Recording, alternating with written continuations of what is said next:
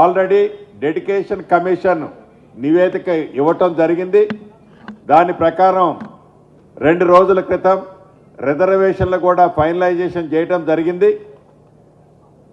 రాష్ట్ర కేబినెట్ వీటన్నిటి ఆధారంగా 15వ తారీఖు ఫిబ్రవరి 15వ తారీఖు శివరాత్రి ఉంది, 16వ తారీఖు నాడు రంజాన్ ఉంది.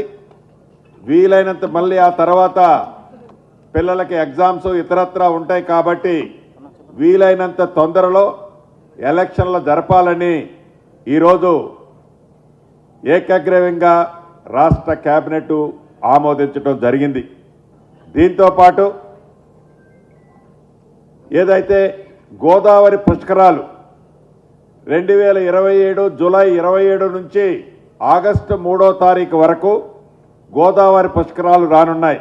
అంటే వచ్చే సంవత్సరం జూలై 27వ తారీఖు ఈ గోదావరి పుష్కరాలని ఇప్పటి నుంచే ఒక మంచి ప్లాన్తో అద్భుతంగా ఈ గోదావరి పుష్కరాలు కూడా ఏర్పాటు చేయాలని రాష్ట్ర కేబినెట్ ఆమోదం తెలపడంతో పాటు ఈ గోదావరి పరివాహక ప్రాంతంలో ఉన్న బాసర నుంచి భద్రాచలం వరకు ఏవైతే పురాతనమైన ప్రసిద్ధ టెంపుల్స్ ఉన్నాయో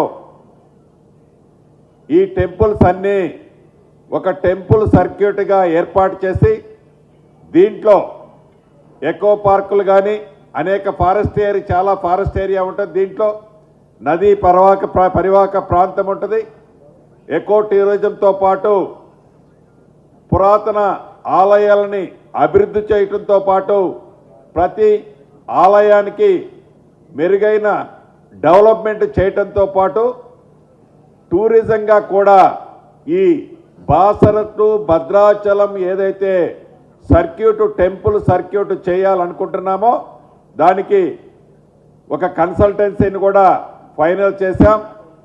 ఈ జనవరి ఎండ్లో ఫిబ్రవరి 15th లోపు కన్సల్టెన్సీ రిపోర్ట్ వచ్చిన తర్వాత ఒక కేబినెట్ సబ్ కమిటీని ఏర్పాటు చేసి మార్చి 31st నాటికి ఒక ప్రణాళికాబద్ధంగా ఏదైతే ఇప్పుడు మేడారంలో శాశ్వత అభివృద్ధి చేశామో అదే తరహాలో